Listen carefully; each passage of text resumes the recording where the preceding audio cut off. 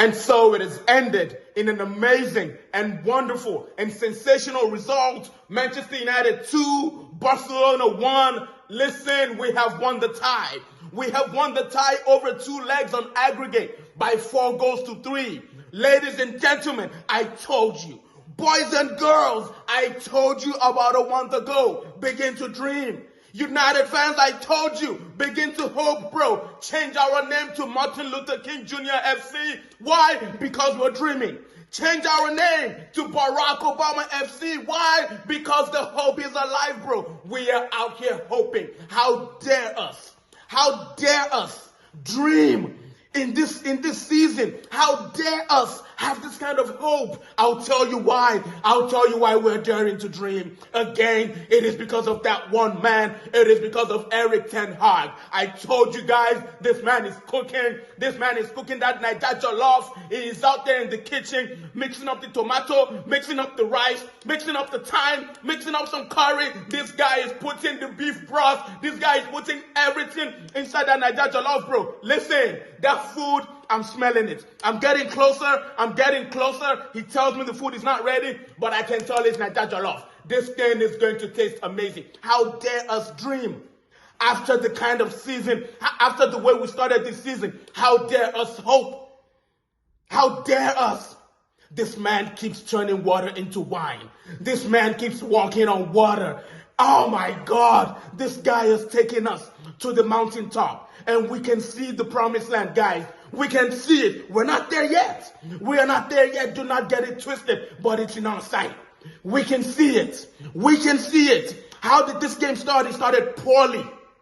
This game started terribly. Why? Because we gave away a stupid penalty. Bruno Fernandes, I am not digging him out, but listen, I do not blame the ref for giving that penalty. I think Bruno Fernandes thought that foul was outside the box. That's why he held on to him. But what do we do? What does my coach do in the second half? Actually, I'm not even done talking about the first half. That first half, even after they scored, it was weird because Barcelona did not even have any, they didn't have any real chances. The only shot on target they had was the penalty.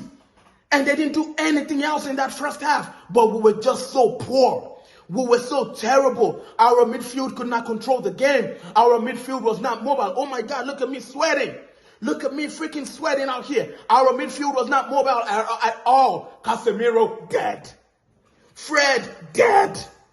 Bro, Bruno Fernandes, we knew he was dead from within the first 10 minutes. But what does my coach do? What does Erik ten Hag do? He sees the problem.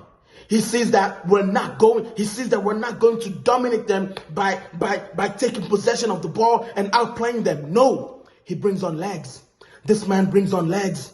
He takes out Vergust. But listen, Vergust was not, I mean, look, we're not putting blame on anybody today.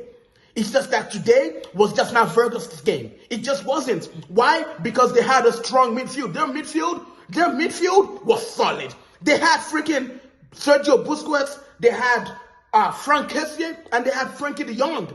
That was not the midfield they had in Barcelona in the first leg.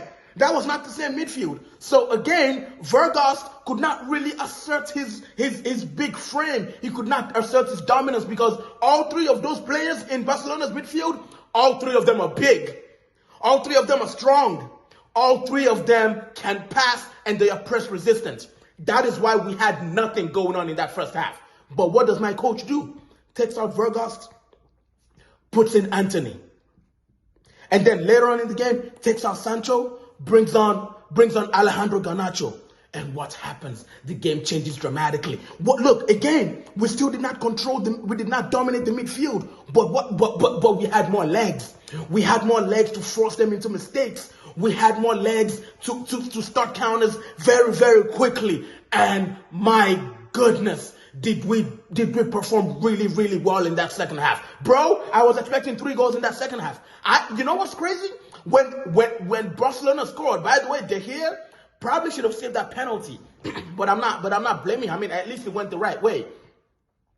When they scored that penalty, I wasn't moved. I knew we were coming back. I knew that at the very least we were taking this game to extra time.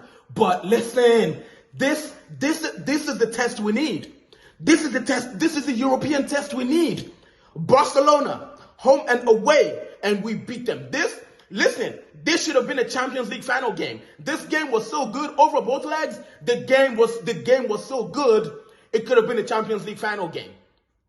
You could have picked either game, either the one in Barcelona or the one in Manchester. Either one could have been a Champions League final. But Manchester United once again asserts dominance in Europe. Once again, we come back from behind, bro. We are coming back from behind like Lexington Steel, bro. If you know, you know. Coming from behind like Khal Drogo. Listen, my head is gone. My head gone. Cup final this weekend, we're winning it. I said it. Clip this. We are winning that cup. We are winning the Carabao Cup this weekend. I am out.